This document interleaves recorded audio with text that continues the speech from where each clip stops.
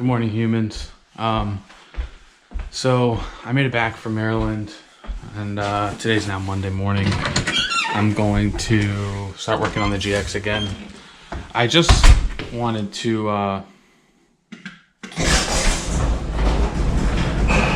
go over what all is left on it, as well as what kind of happened this weekend. So obviously this weekend was a fail at getting the brakes on my friend's GX, which is fine. You know, things happen. That's kind of the story of my life kind of thing. But yeah, so just to kind of give a little bit of insight as to where I'm coming from here. Also, for the entirety of 2020, I didn't go more than maybe 30 to 45 miles from my house. So for me to just jump in the car, drive 3 hours, you know, stay the night, work on stuff with my friend, it's a big accomplishment from the mental health perspective. I was really bad off, but this is what we got left. Pretty much just this rear quarter on both sides, and the back door and the roof. So it's like on and off raining every day this week. So what I'm going to do is probably just work on it every other day and hope to have it done by whenever. But yep, so this is Monday. I believe this is going to be day 5. I'd like to get the whole rear painted, and then I'll worry about the roof tomorrow. Let's get it. All right, today is day 6, I believe, of the GX paint project. Today should be the last day. I will be obviously needing some touch up and stuff over the next few weeks, but today should be the last day of me having it apart and in the garage, kind of taped up and masked off.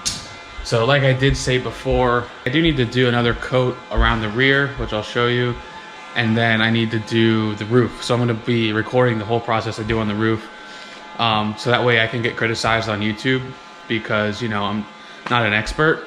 And so all the paint experts on YouTube will, you know, call me a freaking idiot for doing things the way that I did them. But anyways, that's the whole fun in this thing. So I'm gonna get bundled up because it's 6 degrees outside. And we'll see how this goes.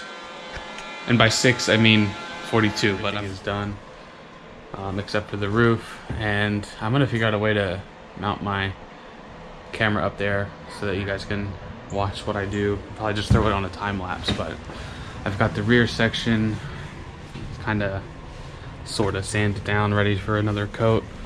Gotta get some dust off of it. This is it. This is the last big spray day with everything off of it.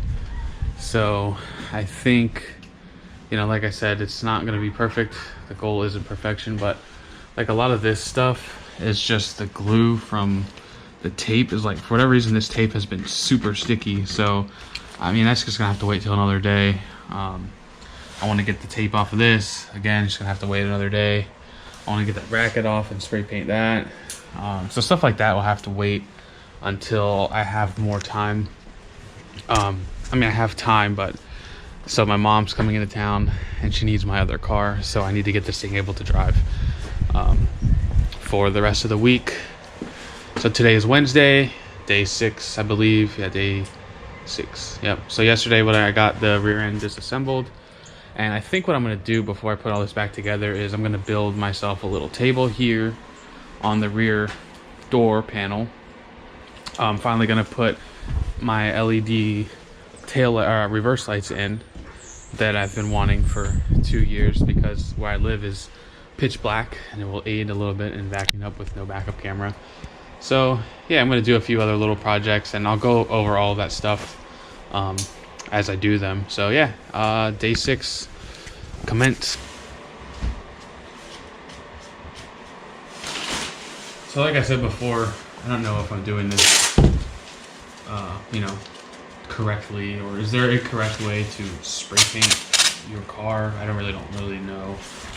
But I'm doing my best here to make this. I'm doing my best here to make this, you know, just not necessarily look decent, but be a decent job. I don't want the paint to come off in 2 weeks, and I also don't want, you know, there to be overspray on every single surface. There's overspray on some of the glass, because when I first started, I wasn't doing a very good job of taping, but I'm doing a little bit better job now of taping everything up. So there shouldn't be too much overspray, and I've got the chemicals here to get it off. So no worries on that. Yeah, I mean, it doesn't need to be wonderfully perfect. It's not a show car or anything like that. It's literally just, let's get this thing one color and hope that, you know, hope that it lasts me a little while. And the paint could fall off of it in a week, but I don't really think I'll have that problem. So yeah, this is it. This is the last little bit of taping I have left to do. I ran out of tape yesterday. And then I'll start sanding. So what I've been doing is basically anywhere that the paint is chipping, I've been trying to like sand that area. And I looked it up, and I guess it would be called feathering. Basically, where there's like a really sharp chip, I'm sanding that area until you can see like the different layers below it. And yeah, obviously in the center where there's rust and stuff will be down to the bare metal, and then you'll see a little bit of the undercoat, primer, paint, and then clear coat, and it'll kind of be like wider spread instead of just being like an abrupt line. Like you see, this is such a sharp line.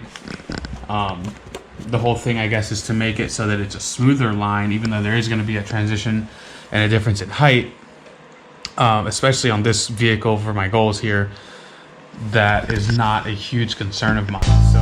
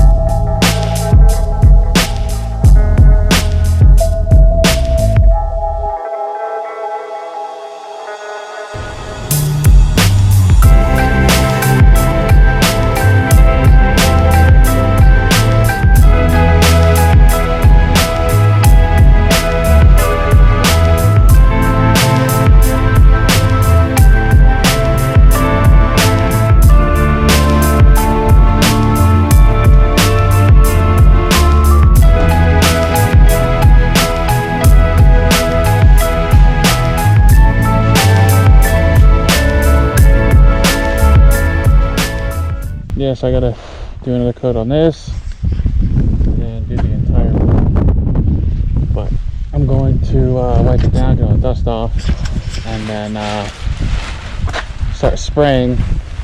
Do the best I can in the wind and the cold. But yeah, for the record, this is not hearing protection. This is so I can have some music while I'm out here. The hearing protection is there. But at this point I don't have a headache for once, so I'm going to listen to some music. So I'm not going to record the spraying because it's like 50 miles an hour winds, so I'll get back with you in a few. Alright, so I got everything sprayed. I'm getting ready to go over basically the rest of it. I've got this mic on. Hopefully you can hear me over the wind because it's gotten really windy, but here we go.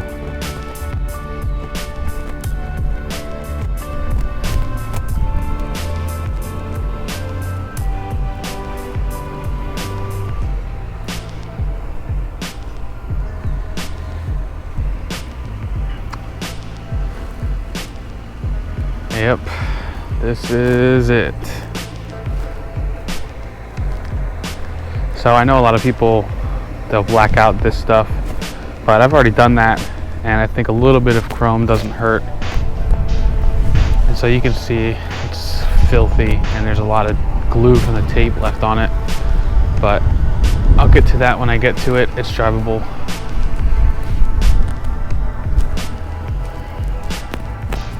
And same back here. I used to have all this stuff blacked out and I had those Toyota badges on, but I figured I'd put the Lexus back on. A little bit of chrome just to break up the tan, and you know, the sides have the black door handles on it.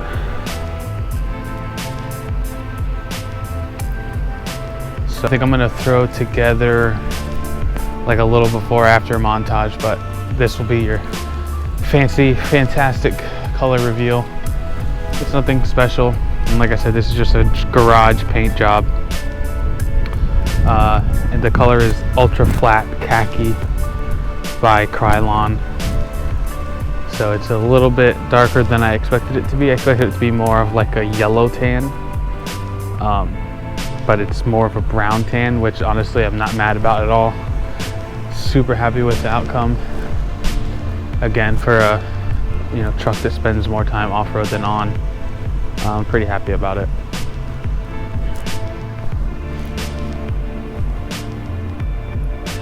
So I've got a lot more stuff planned. Just to fill you in what's coming next, I'm gonna be building myself a little table to go on the back door. So I still got all that stripped. Gonna be putting my LED reverse lights in finally, if I can find them, or if not, I gotta order some more. I think I'm finally gonna be just go ahead and remove the trailer hitch, because I'm gonna do the Metaltech high tuck hitch that actually mounts like right here. So I don't need a big hitch. I'm not gonna tow anything ridiculous with this thing. And I've still got the 35s video coming soon, once I get around to welding up that front body mount. Otherwise the video is basically completed. So there you have it. If you get up close, you can see like the unevenness of the spray paint and stuff. And then like in certain angles you can see the lines. And then like I missed a spot right there. My masking was covering that spot, and then like some of my edges, like I said before, you'll see where I just got the tape a little too close or a little too far. And this will all get taken care of when I do touch up, which will come eventually. But like I said before, this thing is always going to be a 10-footer. It's got almost 300,000 miles on it, and at this point I really don't care. This looks pretty cool. And the big thing is it's no longer going to continue rusting, and it is all one color.